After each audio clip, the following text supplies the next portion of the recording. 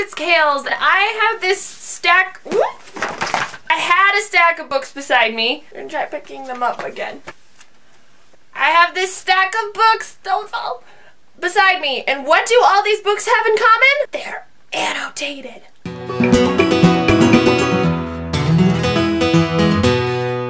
That's right, people. I annotate in my books. Some people call it a sin. Some people think it's just awful and bad. And they want to keep their books in pristine condition. And I understand that. I have some books in pristine condition, such as this Project for Awesome edition of The Fault in Our Stars. It's never even been opened. It's so pretty. I get it. It makes sense. However, in general, I'm not one of those people. I started annotating books in 7th grade because I was being graded on it. One of those unfortunate books to be annotated was The Count of Monte Cristo. I keep this book partially because I love it and also because no one else in the world will ever want this copy. Reasons 1 and 2.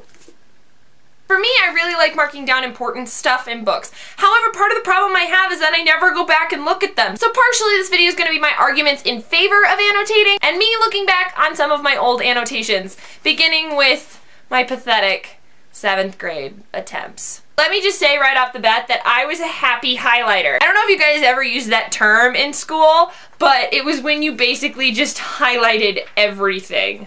Oh my gosh. You can tell the parts when I stopped reading. Oh gosh, I made a crying face. That is a crying smiley face. What am I oh-knowing?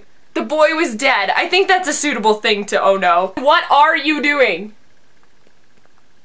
That's embarrassing. Why did I think this entire paragraph needed to be underlined? Also, here's another thing I'm notorious for. I dog ear. That's right, people. I do the dog ear, okay? I'm not ashamed of it. I lose more bookmarks than I know what to do with. To me, it means a book is well loved and that it has been read, and I think, you know, it gives it a little character. Don't give it this much character. That's a really bad idea. What else? Okay, this is my beat up copy of Hamlet that has no cover on it, and it's even waterlogged. It's like coffee stained. Although I don't drink coffee, so it's probably tea. There's no back to it either. Oh, see, more dog ears. If you don't know Hamlet, read Hamlet or see one of the many versions. The Kenneth Branagh one is good, and I like the David Tennant one, but partially just because I like David Tennant. This is one of my absolute favorite plays of all time, if not my favorite play of all time, called Rosencrantz and Guildenstern Are Dead. When I was a senior in high school, I wrote a 4,000-word essay on this. So yeah, I like it. This book is a parody on Hamlet. You don't have to have read Hamlet to understand it, but it helps you get a lot more of the jokes. So this is annotated very heavily. Actually, not so heavily. Wow, I'm surprised. Oh, here's a comment. Caught on to what? Apparently he's caught on to a joke that I didn't get onto yet. Well, that was anticlimactic. Moving on. I really started annotating with school books, and so it's very rare for me to find a book that I have marked in that I read for fun, but school books, I always annotate them. Like this one I had to do a whole report on. Oh my gosh, I color-coded. There are 3 different colors on these pages. What was I thinking? This has highlights, underlines, highlights in every color, and underlines, and comments. This book is called Working on a New Play by Edward M. Cohen. And it was a play that I used for my senior thesis in college when I was writing a new play. I also had to do a report on this book in my senior thesis class for theater. It's a great book that centers around sort of the process of developing a new play, which is really helpful to any playwright. This was another academic book. Dantes Inferno is the first in the series. Inferno, Purgatorio, then Paradiso, and it follows Dante's journey through hell. Well, hell, purgatory, and heaven. What's cool about this edition is that there's Italian on this side and the translation on this side, so my annotations are all on the right-hand side, which is very inconvenient for a left-handed person, can I just say. There's like dictionary definitions and like, you know, connections made, all sorts of, you could see thoughts happening here, and it's kind of a work of art in that way. You get to see a brain thinking. That to me is what annotations are. This is a representation of my brain thinking. This is the Upanishads, which I actually have sticky notes in. What? Sticky notes are not a thing that I use often. Actually, I don't like them quite at all. The only reason these are in there because I needed quick references for a presentation I had to do. Also because it was an open book test and I wanted to get to the points quickly. This book is Northanger Abbey by Jane Austen, which follows heroine Catherine, who's not really a heroine, and it's a parody on Gothic novels told around Jane Austen's time. It is so well loved. It's broken. I don't know if I want to open it any further. I did my senior thesis on it in college, so that should tell you the state this book is in.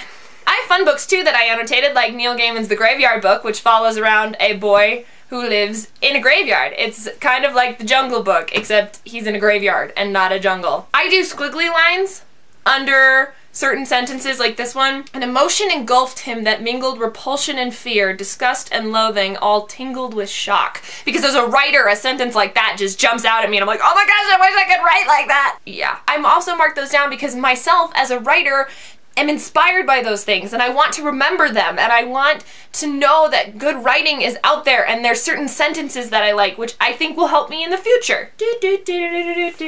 That's what it feels like when I'm reading my annotations. This next book is called Day After Night by Anita Diamont, and if you've not heard me talk about this book before, you've not watched enough of my videos. I adapted this book into a play, so once again, there are sticky notes and there are color-coded things all over it because I had to color code for each character and track storylines and This book centers around 4 women after World War II that survived the Holocaust. Oh yeah, I mean gosh, just look at this page alone. So well loved. And it's even signed. So for me, annotations is another way to delve into the book. It's a way to see your brain on paper. It's to make connections with the book and to mark them down and to show things that you've learned. And I don't think it just needs to be done with books that are studied. I think for me, it's also done with books that I love and things that I want to remember. Now, are all my books annotated in? No. Does that mean I don't love them? No. However, it's something I'm in favor of, and it's something that I don't mind when I'm loaned a book or when I give a book out.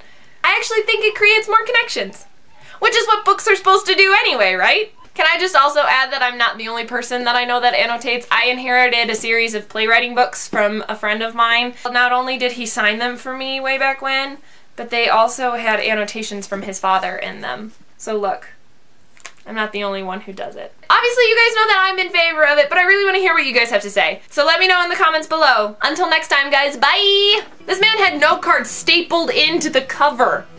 What?